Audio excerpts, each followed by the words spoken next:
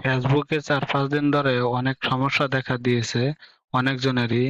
তো প্রথমে আপনারা কি করবেন, ফেসবুকটা ওপেন করুন, করার পরে প্রোফাইলে টাচ করবেন। প্রোফাইলে টাচ করার পরে প্রফেশনাল ড্যাশবোর্ডে টাচ করবেন। টাচ করার পরে প্রোফাইল স্ট্যাটাসে দেখবেন প্রোফাইল হ্যাজ সাম ইস্যু। তো এখানে কি রিপোর্ট এসেছে সেটাকে চেক করে নিন। চেক করার পরে দেখবো কি এসেছে। তো এখানে স্প্যাম রিপোর্ট এসেছে 2টা। তো আমি প্রথম স্প্যামে টাচ করব। স্প্যামে টাচ করার পরে এখানে দেখাচ্ছে যে আমি গ্রুপ শেয়ার করেছিলাম, তার জন্য এটা আমাকে যোগ্য বলে মনে করেনি, তার জন্য সেটা ডিলিট করে দিয়েছে। তো আমি 2 নাম্বারটাতে টাচ করবো একবার। তো টাচ করে দেখবো, তো এটাও কি ছিল, এটাও গ্রুপ শেয়ার ছিল, তার জন্য এটা আমাকে ডিলিট করে দেওয়া হয়েছে। তো এখন কি করবেন আপনারা, প্রথমে এটা ঠিক করার জন্য কি করবেন, এটা স্ক্রিনশট নেবেন, পুরো রাউন্ডটা স্ক্রিনশট নেবেন। এটা একটা স্ক্রিনশট নেবেন। স্ক্রিনশট নেওয়ার পরে এই স্প্যামে টাচ করেন। করার পরে এইটা একটা করে স্ক্রিনশট নেবেন 2টাই থেকে। স্ক্রিনশট নিলেন, নেওয়ার পরে কি করবেন, ব্যাক করবেন। 2টাই ব্যাক করার পরে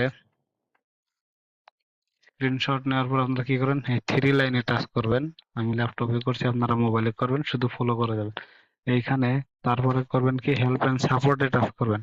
করার পরে রিপোর্ট এ প্রবলেম এখানে টাচ করবেন। টাচ করার পরে হেল্প ইউজ ইনপুট ফেসবুক এখানে একবার টাচ করবেন। করার পরে ইনক্লুড ইন রিপোর্ট এখানে টাচ করেন। করার পরে চয়েস এন্ড এরিয়া এখানে টাচ করেন। আপনাদের কোথায় থেকে, পেজ থেকে হলো না, প্রোফাইল থেকে না, গ্রুপ থেকে না, কোথা থেকে। তো আমার প্রোফাইলে হয়েছে, তো আমি এখানে প্রোফাইল সিলেক্ট করব। প্রোফাইল সিলেক্ট করার পরে এখানে ডিটেলস ভরতে হবে।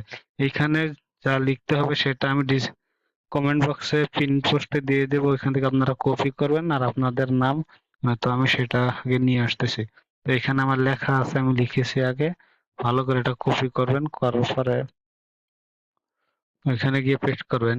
আর আপনারা এখানে নাম আর ফেসবুক প্রোফাইল লিঙ্কটা দিয়ে দিবেন।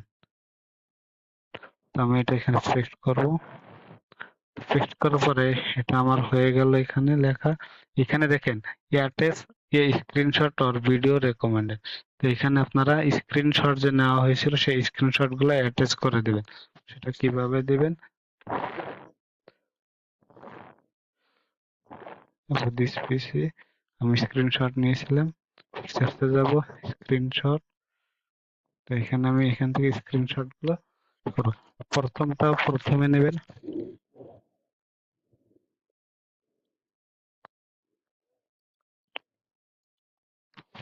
তো আমি 3টাই স্ক্রিনশট নিয়ে নিলাম, এখানে সিলেক্ট করে ওপেন করে দিলাম। তো নেওয়ার পরে আপনারা কি করবেন, জাস্ট সাবমিটে টাচ করে দেবেন। সাবমিটে টাচ করে দেবেন।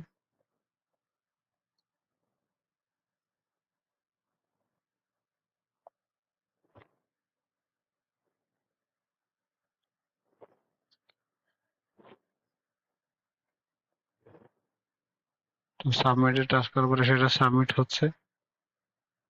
সাবমিট কিন্তু হয়ে গেল, এখন কোনো রিপোর্ট আসতেছে না। পরে আপনারা কি করবেন, সাপোর্ট অ্যান্ড হেল্পে যাবেন। তারপরে সাপোর্ট ইনবক্সে এইখানে আপনারা এসে চেক করেন যে ইউআর অ্যালার্টস এইখানে কিন্তু চলে আসবে।